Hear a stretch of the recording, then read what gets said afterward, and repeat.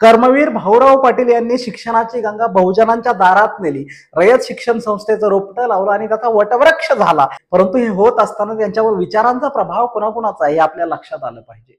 राजर्षी शाहू महाराज यांच्या शिक्षण संस्थेचं शिक्षण प्रसाराचं काम कर्मवीर भाऊराव पाटील पाहत होते। त्याचबरोबर त्याच काळात त्यांच्यावरती प्रभाव आला तो क्रांतीसूर्य महात्मा ज्योतिराव फुले यांच्या सत्यशोधक समाजाचा। ते सत्यशोधक समाजाचं कार्य करायला लागले।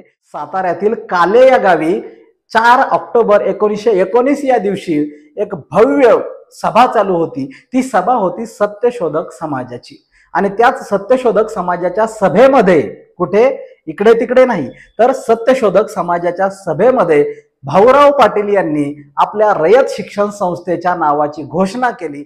हा महात्मा फुले यांच्या विचारांचा प्रभाव कर्मवीर भाऊराव पाटलांवर होता आणि त्याच वाटेवर ते चालले होते। भाऊराव पाटलांचे कर्मवीर भाऊराव पाटील होतात ते असंच नाही तर विचारांवर काम करणारी विचारांची माणसंच या मातीत मोठी झालेली आहेत हे आम्हाला माहित असलं पाहिजे।